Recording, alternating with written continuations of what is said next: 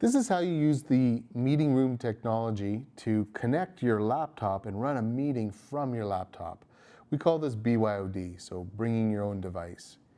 And the scenario where this is useful is if someone invites you to a meeting that isn't Microsoft Teams. So how do you connect to that meeting inside of your meeting room? Well, you're going to need two cables, which is located at the front of the room. There's a USB cable, and there's also an HDMI cable. Before we connect our cables to our device, we're going to look for the touchscreen controller. There's a little icon or button on the right-hand side, so click it and then swipe in. Then you're going to choose BYOD mode.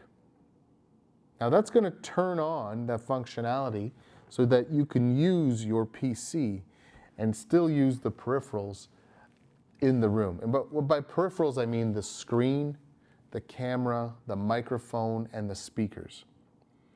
So here on my laptop, I have my Zoom application. So I'm going to go ahead and connect my HDMI cable. And that's going to take my screen and present it on the big screen. Then I'm going to take my USB cable and plug it to my computer as well.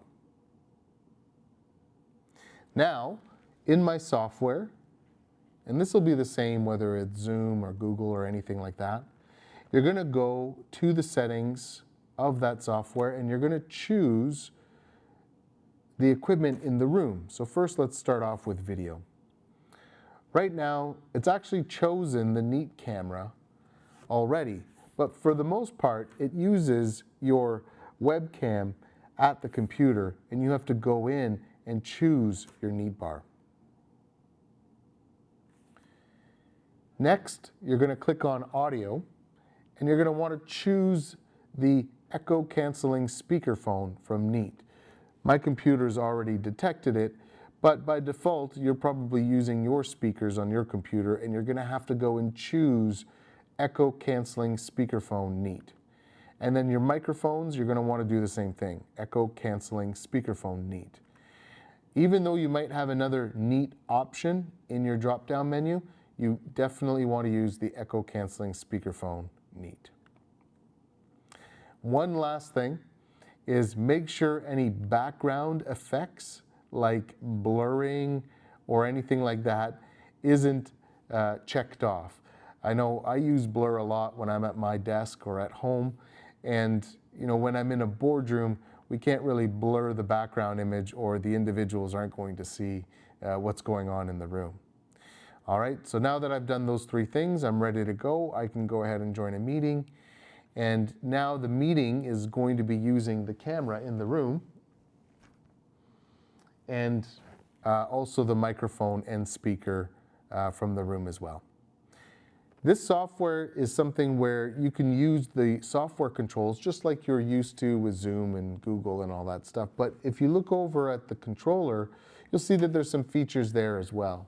You can go ahead and choose your volume control right from the control pad. You can mute and unmute your microphones from the control pad. And there's also some camera features that you can choose whether you want to frame the group or crop out individuals who are speaking, or just to turn off the intelligent features altogether and just see the room in its entirety.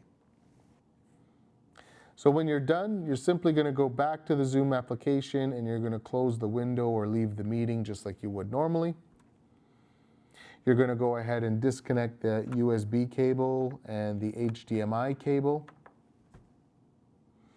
And we're going to do the same click and hold swipe in on the control screen and hit the BYOD button to turn it off.